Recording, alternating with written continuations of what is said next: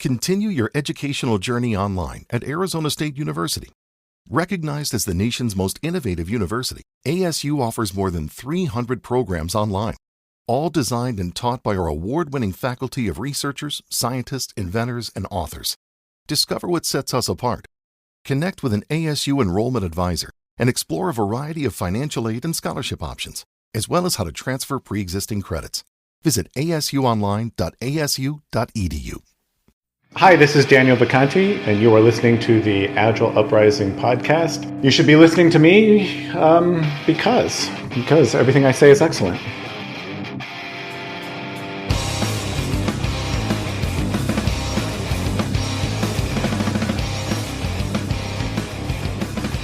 Hello, and welcome to another edition of the Agile Uprising podcast. I'm Colleen Johnson, and my co-host today is Andy Cleff. Hey, Kyle. Hey, Andy. We are joined today by Daniel Vacanti. Hi, everybody. Yeah, thanks for having me, guys. Welcome. Andy and I were laughing before Daniel joined us. We're both big fans of your work, so we're really excited to have you on the podcast with us today. So wait, you were laughing because you were talking about my work? Is that what you were just saying? No, we were giving each other a hard time about being fanboy, fangirl. Daniel brings more than 20 years of focus on lean and agile practices and is the author of the Actionable Agile Metrics for Predictability, which is hands down probably the book I recommend the most in my coaching and training. So I'm excited to talk through some of these topics with you tonight. I'm very excited to be here. This is long overdue for this conversation, so happy to do it. Love the book as well and promote it when every chance I get. It's an easy read, and it's also enriching the next time you go through it. There's lots of layers of understanding. Yeah, well, thanks very much. I mean, that's when we need to talk about my new book too. So maybe at the appropriate time we can talk about that one as well. Yeah, definitely. Well, let's start from the beginning here. You were really instrumental in founding what we know of now as the Kanban method for software development. Can you tell us a little bit about how that journey began? So I've been playing around with agile methods in one form or another since about the year 2000. The method I used early on was called feature-driven development. I don't know how many people really know about feature-driven development, but that's what really got me started down the agile path. And it was in 2006 that I got a call to go out to a company called Corbis. Anybody who knows the history of Kanban knows the company Corbis. And I arrived at Corbis in 2007. By the time I got there, they had already, Kanban was pretty well already established as part of their maintenance and enhancements process. And I was brought in to build out a whole new engineering, I should say a new engineering team, but I guess to augment their existing engineering team and transfer all of the Kanban practices that they had been doing for maintenance work over to project work. So I led the world's first project implementation of Kanban. And so I don't know if we're ever going to get into this, but it's honestly one of the myths that really drives me nuts about Kanban when people come along and they say, well, Kanban is just for maintenance and enhancement work. Well, it's not true. I mean, honestly, I would bet 90%, 95% of my experience in applying Kanban has been all about applying it to project work. So yeah, I led the world's first project implementation of Kanban and have been focusing on that pretty much ever since. What was the scale of that project in terms of time, heartbeats? So when I joined Corbis Engineering, I think they had somewhere around 10 or 12 people working on that maintenance team. We came in and we were doing an SAP implementation, and we were talking earlier about drinking. We definitely need some alcohol to talk about SAP implementations. I'm sure you guys have been involved in those, but it was my job to scale that team from about 10 people to, I think at our max we were around 60 or so, the project lasted for 18 months, 2 years or something like that. They threw in, just for good measure, they threw in a website redesign on top of the SAP implementation too. So there was all kinds of goodness going on there. Learned a lot about that. But I don't know, I'm sorry, I'm babbling a little bit. No, that's it. So you scaled from 10 to 60. It was a year and a half. and it was a project and you did the whole thing Kanban. Exactly. And so at that point, how are you using Kanban and some of the and the forecasting methods that you had come up with? Yeah, not very well. So V1 always stinks, doesn't it? So it's I'm actually, so this is I'm really glad that you guys are asking these questions, and I'm really happy about this timing, because it's one thing that I've been thinking about. If you guys will allow me to digress for a little bit, it's one thing that I've been thinking about for the past couple of months, is that I think the Kanban method in general has become bloated and overly complicated and trying to do all things for all people. And I'm constantly reminded of my experience on that initial project, where we didn't have a lot of the understanding that we do now about certain things. We didn't have a lot of the tooling. We didn't have a lot of this stuff. And I think, it's the good old days thing, right? But I think there's a need to kind of return to that more simplistic approach, where we had a very, very kind of bare bones way of thinking about Kanban and flow. And if you guys would like me to, I can go into that a little bit, but it's very, very different. I think I got in trouble a couple months ago. I said in a tweet that the Kanban method had been perverted by some people, and a lot of people took exception to the word perverted. And I don't know, I kind of stand by that statement, because I really do believe that the method itself has been perverted, because I think it's a much easier thing than most people think. So I mean, I don't know. What do you guys think? Should I spend a little bit of time talking about that or not? Or let's get you into more trouble. So what have you seen? So where's the perversion come in? Has some of the things that we've seen in other methodologies, the certifications roll in, the do it my way or you're wrong comes in. Yeah. So where's the perversion aspects that you saw that you were referring to? Yeah. So let me let me back up first before I get into too much trouble. I want to say, anybody out there who's doing Kanban right now and is using some of the techniques that are being spoken about right now, if whatever you're doing right now is working for you, that's great. If you're struggling with maybe some of the guidance out there, then maybe there's some things in this podcast I'm hoping that can help you out. So. Let's start with the first kind of big landmine. There's something called the Kanban condensed guide that's out there. That's not so condensed. I don't know if you guys are familiar with this.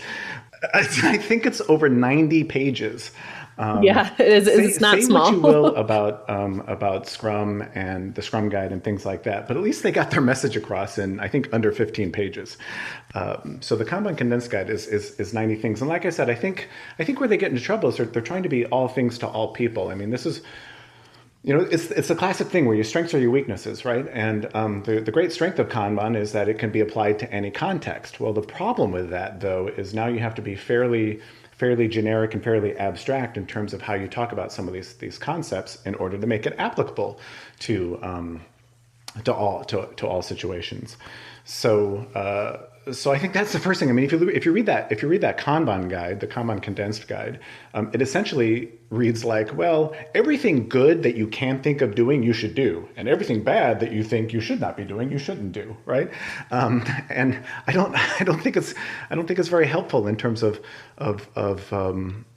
practical application of knowledge. In my humble opinion. Yeah. If I can say. In my early Agile journey, I was drawn to Kanban for the simplicity and the lack of you must do the following type of imposition of frameworks. Estimating was optional. Roles were optional. Yep. As little as possible that gave you a wee bit of predictability was sufficient. And then you just play with it. So I can't see how you'd fill 90 pages with that level of simplicity. Yeah, I know. So I mean, if I can, I mean, I'm always trying to think about how do I distill Kanban down to its essence, and I think this is still, forgive the pun, but this is still kind of a work in progress. But as far as I see what you did there. As far as I'm concerned, really, the essence of Kanban is. To be successful with Kanban, you essentially need to do really one thing, as far as I'm concerned, one thing, and that is pay attention to the age of items in progress. Now, that's actually a fairly dense statement. If you think about it, we could probably easily spend the rest of the hour unpacking that statement. But really, all you need to do to be successful with Kanban is pay attention to the age of items in progress.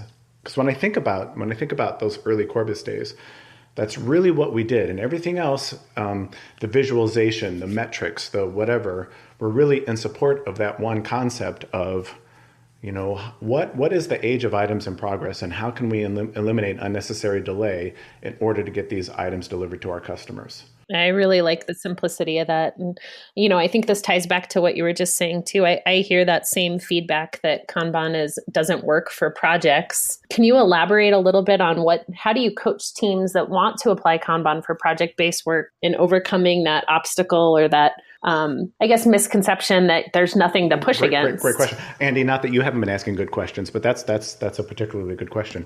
So if we think about that, what I just said is, if you pay attention to the age of items in progress, applying that to a project context means that, I guess even really in maintenance context as well, but just looking at the age of items in progress, if you're coming at it from that perspective, what you really need is an objective measure of what does it mean for something to have been in progress for too long. How do we know if something is old or not, too old or not? How do we know if something is flowing or not? And that's really where the metrics come in. And those early days, and this is a concept that's really not talked about too much, I think, in the regular Kanban world, but there's always, from the very beginning, there's been this concept of, and it's terrible language, you guys will forgive the language, I personally hate it, I try to use different language in my books, but there's something called an SLA, a service level agreement. Yeah. That everything that flows through your process, every item that's flowing through your process, is constantly evaluated against this SLA. And that's where the commitment, the small c commitment comes in, it's the team's responsibility to get these items to flow through the process within that agreed SLA. And if they're not able to, they need to take action. Or as soon as they know that this thing looks different, they need to take action. And that SLA is relevant whether you're talking about projects or maintenance work or whatever, because in a project world, you've got a whole backlog of items, of things that you want to get done. Kanban is not just, let's pull stuff in and it takes as long as it takes. That's exactly not the case. That is completely opposite of the case.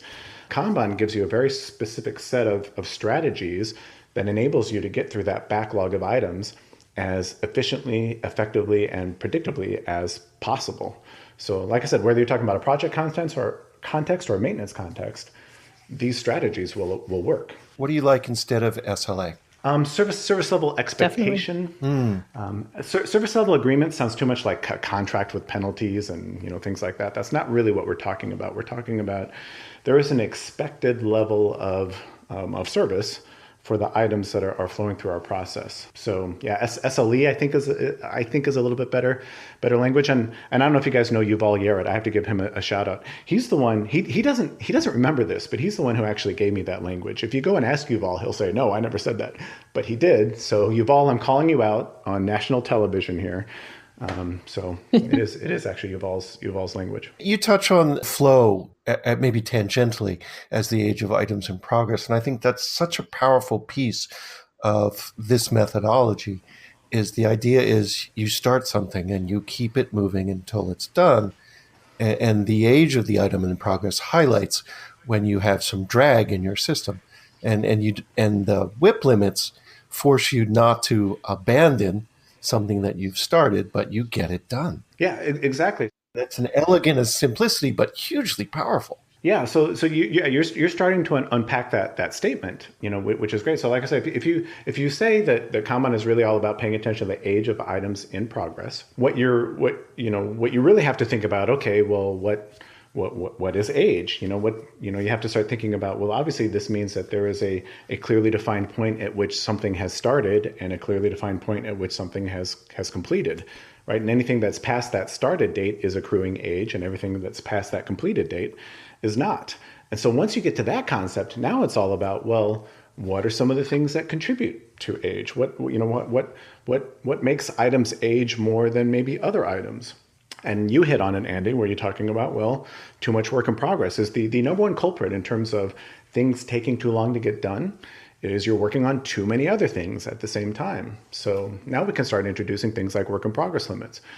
Once we have work in progress limits, we might want to have some other indications of why is stuff taking too long. And that's really where the power of the visualization comes in. The Kanban board itself, we can see work piling up in certain areas or being starved in certain areas, and that'll give us an idea of why work is aging, right? So, I mean, like I said, as you start unpacking that statement, I think the rest of Kanban kind of, again, forgive the pun, kind of flows from that.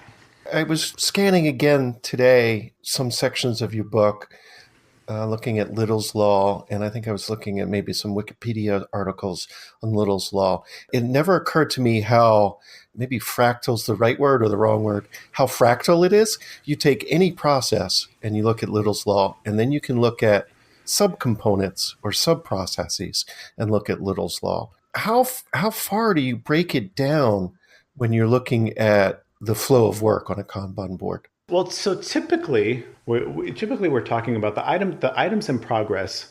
Each item in progress should represent an individual unit of customer value.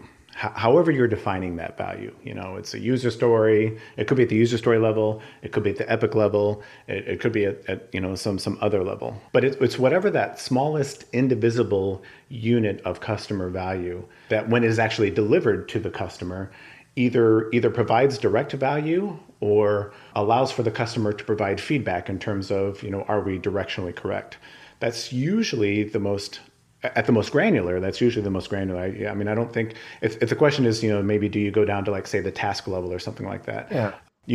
I mean, there's no reason why you couldn't visualize tasks on your board, but from a flow perspective, I think flow is really all about the movement of customer value through your process. So that's really where you're going to want to focus on. So if that, but to your point, you can go, up the stack as well. So you don't have to necessarily look at stories. You can look at features or epics or, projects or, whatever. Now we're getting into like portfolio Kanban type things.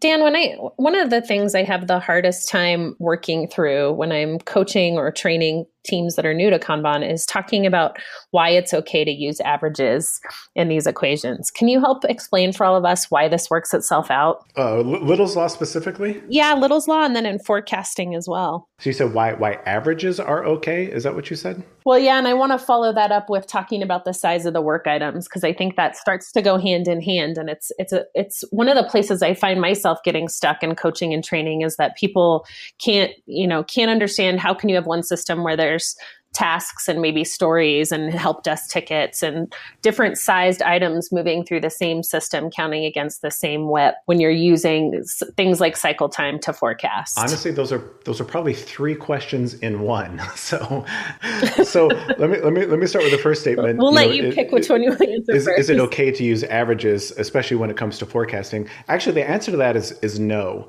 But I want to come back to that. I want to come back to that because I think maybe potentially the more important thing that you're asking is how can we have this? How can a process handle disparately sized items, whatever that means, and still achieve a level of predictability, that we're looking for? How can we have some items that take 1 or 2 days and some items that take 13 or 14 days or even longer? And how can a system that has that much variability really be predictable?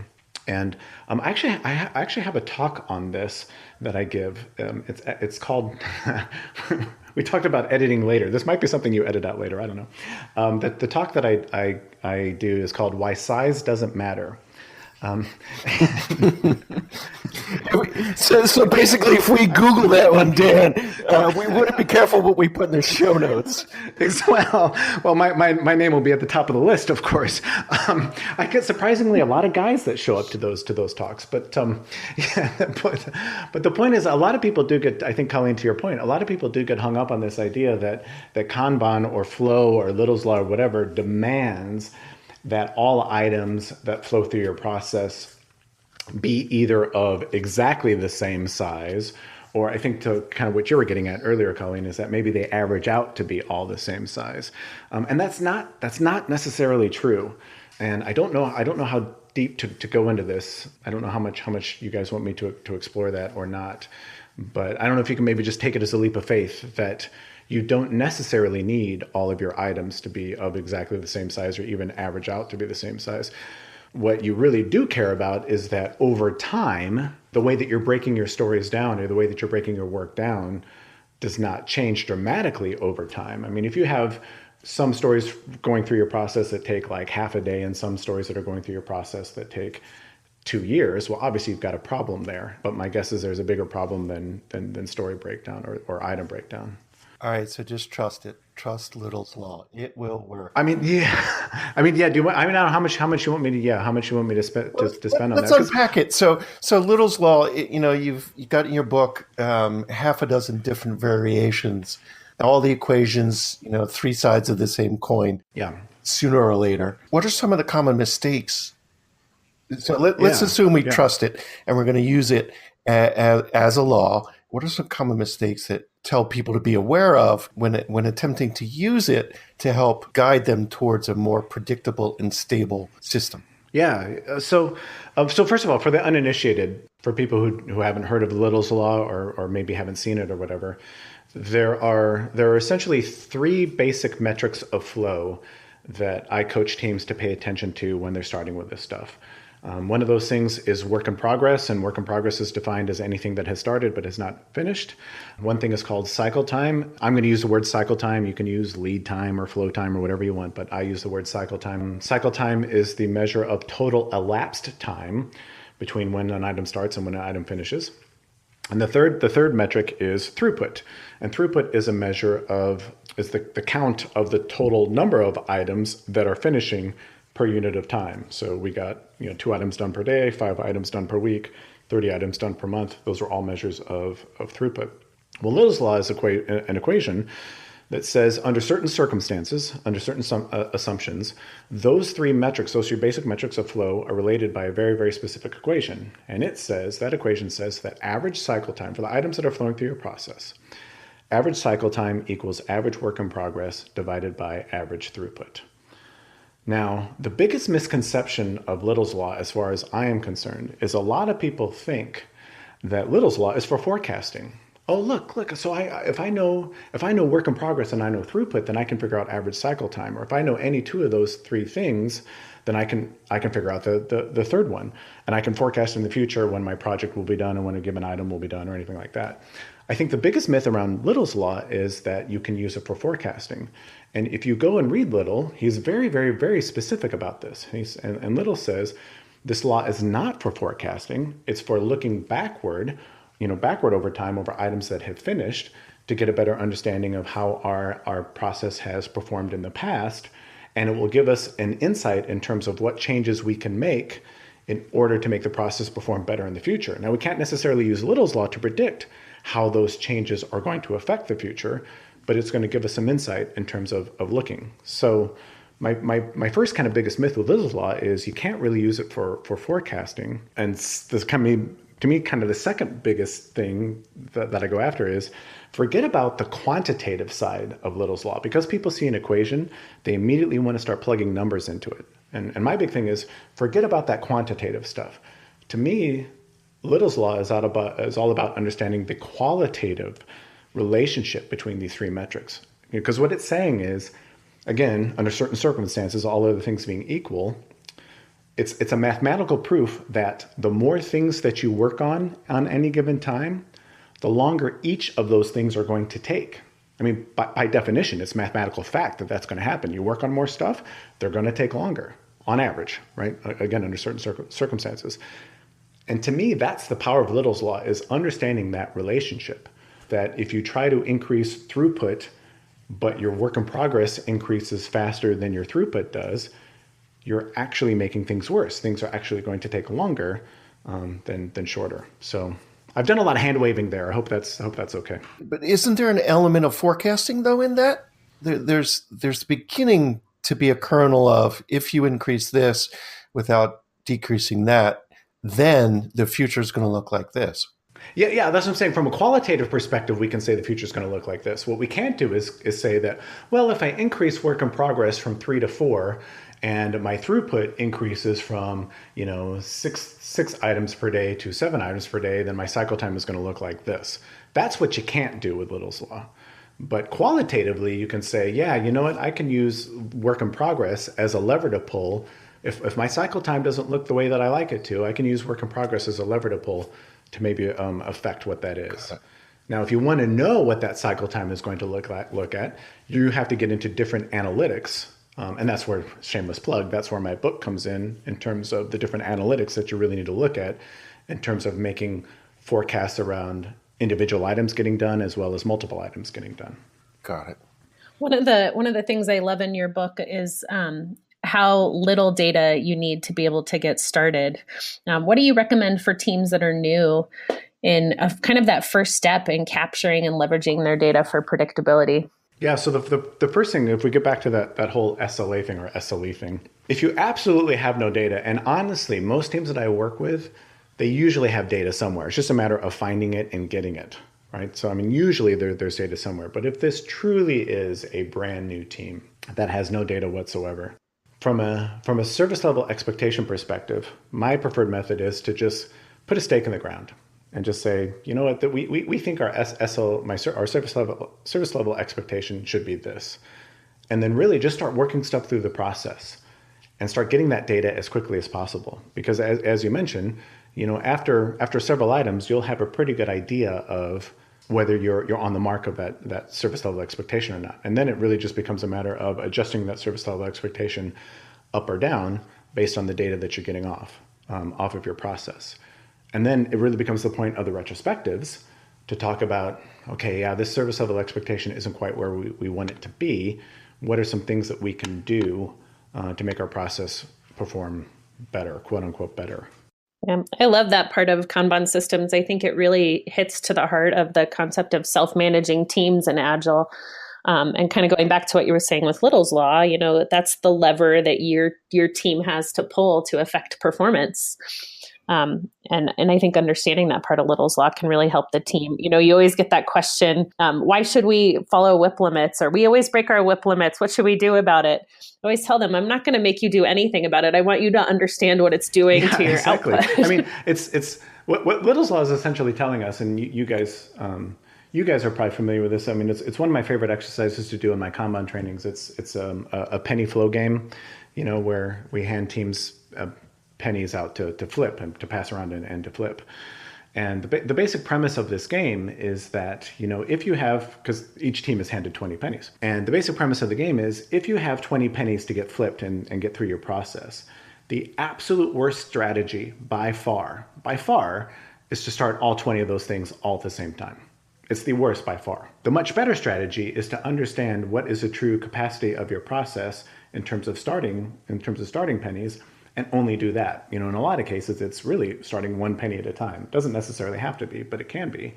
And a lot of people are thrown by that because we're taught growing up. We're taught a couple of really dangerous, I think, lessons. One is that the sooner you start on something, the sooner you'll finish it, which is one of the biggest fallacies out there, right? Usually, the sooner you start something, the longer it's going to take. That's Little's Law, right? And then the second thing is that the more you work on, the more you'll get done, right? That's kind of the same thing, but that's equally dangerous. So dispelling those two myths is at the heart of why Kanban exists. Yeah, we'll get some links to that game and a few videos on why size doesn't matter in the show notes. So some of this leads me down the path of why an expedite swim lane in your Kanban board is such an evil thing. And I still have a hard time explaining to many of our stakeholders why pulling something in, quote, fast track just this one thing, screws the whole system up. Can you help us unpack that a little bit? Give me a little more ammo. Yeah, I'll try my best. Again, if we're talking about maximizing predictability, and usually when teams introduce an expedite lane, That's one of the reasons why that's one of the things that they're trying to do is they're trying to maximize predictability. They're trying to say, hey, these things are so important that we want to be able to pull them in whenever we want to, and we want these things to take priority over everything else and get them through the process as fast as possible. Well, the problem with that is whenever you have an expedite lane and you have an everything else that's on your board, typically speaking, if you have policies around, well, we can pull these items in and they can violate work in progress limits, and because we can violate work in progress limits, we can steal resources from other stuff that's going on and have it go work on that. Well, what happens is the stuff that's going through that expedite lane goes through very, very quickly. But the question you have to ask yourself is, now all the effort and all the resources that we're putting on that one item or those couple of items in the expedite lane, what's happening to all the other work that we've already started? Right? And the answer to that is, well, that stuff is just sitting there and it's aging. And if we get back to the original statement I said to start the podcast, is it's really all about paying attention to the age of items in progress. What happens is whenever you have an expedite lane, you have some stuff that moves through the process very, very predictably, very, very fast, very predictably. But you have a whole bunch of other stuff that just kind of sits there and takes forever to get done.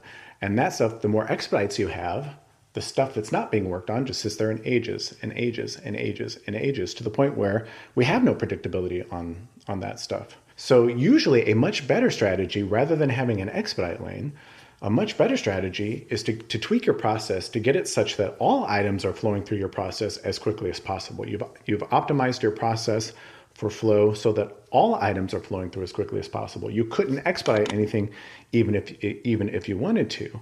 And at that case, there's a guy I work with right now. His name is Steve Reed at Ultimate Software. He's a big proponent of this at Ultimate Software. His idea is whenever an item comes up that is truly an expedite, because I've tweaked my process and because I've got it as predictable as I can, when these so-called expedites come up, he says, I know with a reasonable confidence that there's something in my process that is going to probably finish soon, like within the next couple hours, or certainly today. So a much better strategy is, instead of pulling in that expedite right away and putting people on that, let's finish something that we already have started, because I have the predictability to know that something's going to finish. Let's get that thing finished, and then when those people free up, we can put those on this new thing and pull it into the process and work it through the same way. Does that make sense? It does. You put it at the top of the stack and you pull it next, rather than introduce its own swim lane. Yeah. So, because really what happens is whenever you introduce an expedite lane, what really happens is your expedite lane becomes very, very predictable, and all of your other stuff becomes really, really unpredictable. Well, once your product owner or your business owners or whatever people see that, their natural inclination is then to say, oh, well, I know that if I give them this expedite, they get it done in 3 days. But if I give them something that's not an expedite, it takes them 3 months. Well, guess what? Everything's an expedite at that point. Exactly. That's the boat many of us are in. I don't know. I hope that helps. That's another shameless plug. I think it's chapter 13 of the Actionable Agile Metrics book that gets into that. There's a whole bunch of models and simulations that I run through that kind of prove why, from a predictability perspective, expedite lanes are dangerous, very dangerous. I think for me, the simplicity of look at the age of all the other things and watch them get older and gray and decrepit, and then tell me that they're no longer important. I'll just kill them. We won't do them. Yeah. And we'll just do the expedite things. And suddenly, we'll be back to a standard level of expectation. Exactly. That's exactly it. Do you have a favorite method for highlighting aging work on a board or in a system? Yeah, I do. So this is another shameless plug. So there's as part of the book, or even I guess before we launched the book, my company Actionable Agile has a tool called Actionable Agile Analytics, and if you guys go to actionableagile.com, you can see the tool. But as part of that tool, we have something that's called a work in progress aging chart. And the story of how this chart came about is kind of interesting, maybe not relevant for here, but it's kind of interesting. But it turns out that this work in progress aging chart, for the people who use Actionable Agile Analytics, that aging chart is by far and away the most used chart in all of analytics, as it should be. People are looking at it every day during their stand-ups, and it becomes between the board and this aging chart, those become the kind of the two central focusing factors of your daily that people pay attention to. What triggers the aging clock? What the arrivals? Yeah, exactly. So that's fundamental. Yeah, now we're getting to foundational stuff, right? So fundamental to all of this stuff working, any of this stuff working, is, as I mentioned before, when you're setting up your process or when you're operating your process, you have to have a clearly defined point at which the team agrees work has started. Whatever that point is on your process, it could be a ready column, it could be the first work in progress limited column, whatever it is, whatever that you have to have a clearly defined point at which we consider work to have started. And any items that cross that line, that's when the aging clock starts, and that's when the SLA kicks in, and that's when all of this stuff happens. And likewise, you have to have a clearly defined point at which stuff is done, because once stuff crosses that done line, obviously we stop the aging clock. And once an item flows from started to done, that total measure of elapsed time between those 2 points now becomes cycle time. When it's in progress, it's aging. When it finishes, it's cycle time. Like I said, understanding that, just having that clearly defined start point, clearly defined end point, that's the fundamental thing that you have to do. If you don't have that, that's where you need to start. And then once you have that, everything else comes from those definitions. Do we not care about age of stuff in the backlog that the team hasn't totally accepted? So somebody says, this is a good idea, we should do this. Maybe there's preliminary design work or business case done, but it's sitting there in the stakeholder's mind, aging in the backlog. Mm-hmm. Yeah, and you might have, so when I was talking about the start point and end point, you might have several of those defined. So you might have, hey, what is our cycle time through development? Okay, what is the cycle time from when the customer requests something to when we're done coding it? Or what is the cycle time between when a customer requests something and when it's actually into production, right? You might have several different cycle times that you're paying attention to. But that's the whole thing, is as you change that definition of when something started and when something finishes, you're going to get a whole different set of data and a whole different set of information that you're going to want to look at that is derivative from that data. So you may very well care. Maybe in our context, we care about when a customer requests something and it goes into the backlog. Well, if that's what you care about, then measure it. Absolutely. But now our started point is when the item goes into the backlog. Do you see what I'm saying? That clarifies a lot for me. So different cycle times, because it's a different process. Yep. But and to your point earlier, Andy, Little's law will still apply between those 2 points, right. So however you define those 2 points. And whatever analytics tool that you use should have a really, really good flexibility around how to define that start and end point. Dan, you talked a little bit about with the service level agreement, the concept of changing that over time and using retrospectives to look at the data and make decisions as a team. It's one of the things I feel like a lot of teams will set their WIP limits and it's like the law, never change them. Yeah. What's your approach around, evolving Kanban systems and how frequently you should make small changes to the system to see how you can improve your throughput or cycle time? Yeah, so a couple things, and this is maybe where I differ from maybe kind of more the prevailing quote unquote Kanban wisdom out there. But I've had many conversations with our good friend Frank Vega. I think you guys both know Frank about this. When initially setting work in progress limits, I'm actually a big fan of not necessarily doing Kanban style work in progress limits. And what I mean by that is having work in progress limits set on every single column, but rather maybe starting kind of, a little bit easier and having a global work in progress limit, saying that we as a team only want to work on X number of things at a time. Wherever they are, we only want to say, hey, to have 10 things on our board, and just start there. To me, that's a great place to start. Because now the conversations around how is that work in progress limit affecting us and should we change it are a lot easier. When you get a little bit more sophisticated, you might say things like, well, it looks like we have a lot of work piling up between development and test. We might have a dev done column, and it looks like there's a lot of work piling up right there in dev done. Well, at that case, maybe it's reasonable to say, okay, we're going to set an explicit work in progress limit on that column. To say, we only want to have 5 things in there, five things queuing up ready for test, and maybe over time ratchet that down, say from 5 to 3 or 3 to 2.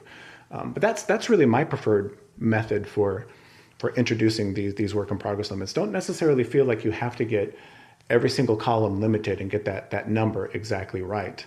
To me, and I can't believe we're 50 minutes into the podcast and I haven't even said this. To me, Kanban is really all about getting you to ask the right questions sooner. That's really all it's about. And a work in progress limit is an aid to that. Whenever you violate that work in progress limit, it's not that you should never violate your work in progress limit. It's more like when you do violate the work in progress limit, that should prompt a conversation. Why did we do it? What happened here? And what do we need to do to make sure or to help ensure that doesn't happen again? Or the limit's wrong. Absolutely, yes. So you mentioned at the beginning of the show you got a new book in the works. Tell us more about that, Dan. Yeah, so the new book is called, appropriately, When Will It Be Done? So the Actionable Agile Metrics for Predictability book was really more about defining the metrics and analytics, understanding the specific metrics and analytics around predictability. The When Will It Be Done book kind of builds on the metrics book's work and goes into much more detail around how to use those metrics and those analytics to get much more accurate forecasts. I guess really 2 things: much more accurate forecasts, as well as much better, much sooner information in terms of how to improve your overall process. How far along is the book? It's pretty much done. So if you go to LeanPub, it's out on LeanPub right now. The meat of the book is done. I still have a couple of case studies that I'm polishing that I will add in the coming weeks. And then once all that is done, I'll try and get a version out on Amazon as soon as possible right after that. But the majority of the book, probably 90% of the book is done and is available for purchase out on leanpub.com. Great. We'll grab the URL, put it in the show notes. Yeah, thank you. Is this a book that you think would reach managers and leadership of engineering teams? Because I feel like that's one of the groups that can be the hardest to convince or the hardest to sell with some of these approaches. I hope so. I hope so. But the problem is, as with all of this, it's such a fundamental mindset shift in terms of thinking about these problems. So like the When Will It Be Done book goes into a lot of detail around probabilistic thinking. And I think a lot of people are scared off by probabilistic thinking. To be honest, I'm kind of scared by probabilistic thinking. I'm not even sure I know what probabilistic thinking is. But it's this idea of the future is uncertain. And whenever there's uncertainty in the equation, you have to take more of a probabilistic approach rather than a deterministic one. And it really becomes about managing risk around how much confidence can we, or how much risk can we live with in terms of projecting a completion date or things like that. So for sure, I think it is, management and the, executives that need to understand this stuff. And I think, to be honest with you, they're used to managing risk from a probabilistic perspective, whether they know it or not. They're used to doing it. That's pretty much their job. Yeah. Dan, I also wanted to talk a little bit about Lean Agile US. So you're the founder of this conference, right? That's now in its 3rd year. Is that correct, in Fort Lauderdale? Second year. I guess I'm more of a co-founder. Ultimate Software that I mentioned earlier. Ultimate Software has really taken the lead in terms of putting that conference on the map. It's really kind of more their brainchild. But I've been fortunate enough to be involved with them. With the conference from the beginning. So I'm a co-organizer. It is in our 2nd year. You guys still have time to register. The conference itself is February 26th and 27th in Fort Lauderdale. So those of you who are suffering through one of the worst cold spells in recent memory, feel free to get on a plane and come down to Fort Lauderdale. It's going to be sunny and 70 something down here tomorrow or something like that. So I think most of the country is going to be below 0 tomorrow, but it's a good excuse to come down and get a little sun and, hey, hopefully learn a little something as well.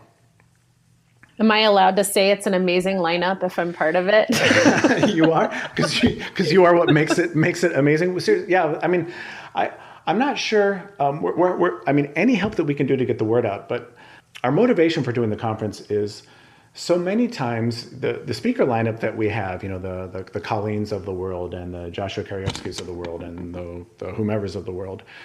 So many times you can only get access to those people if you go to kind of the bigger conferences around the country. And our goal with Lean Agile US was to make these speakers much more accessible, at local venues and at local conference pricing. So, instead of spending $2,000 to go to some conference, you can come and spend a few $100s and come to our conference and get what I think is probably the best speaker lineup that you'll see all year, as far as I'm concerned. Well, with the exception maybe of Mile High Agile, of course, right? No, it's a great lineup. I'm flattered to be a part of it. And it really is an impressive group of people that you've pulled together for these 2 days. I think every time I go back to the site, I'm like, oh my gosh, I didn't realize that person was on there or this person was on there. So you've done a great job of getting a lot of really good talent there to speak. For anyone who is interested in coming to South Florida, to the Lean Agile US conference at the end of February, please see the show notes for a special discount code that hopefully makes it a little bit more accessible for you guys to get down here. That's wonderful. Thank you, Dan. So we're coming up on time. So we've got that going. You've got your book going. How can people get in touch with you if they want to swap stories, pick your brain, invite you to speak? So the website is actionableagile.com, actionableagile, all one word, .com. My email address, I'm assuming this will be on the website too, but my email address is daniel@actionableagile.com. You can find me on Twitter too. I'm usually picking a fight or two on Twitter. Actually, maybe not that bad, but happy to connect with anybody who's interested in learning a little bit more about this stuff. Wonderful. Well, thank you again to our guest, Daniel Vacanti, and to you all, our listening audience. If you enjoyed this episode, please give us a review, a rating, or leave comments on iTunes, Stitcher, or your podcast platform of choice. It really helps others find us and find our content. If this is your first time tuning in, definitely consider subscribing to our podcast so you don't miss any of our future guests. If you'd like to join the discussion and share your stories around why size doesn't matter, please join the coalition.agileuprising.com. And finally, support from listeners like you helps us cover our hosting and production costs. So see the show notes for how you can become a patron of the Agile Uprising podcast. Thank you, Andy, and thank you, Dan. Thanks very much for the invitation to be here, guys. I really, really enjoyed it. And thanks to all the listeners, all of you guys out there who are listening, for the support of this wonderful podcast. Yeah. It was a lot of fun. Thank you too, Colleen, for hosting. And so until next time, this is the Agile Uprising podcast, signing off.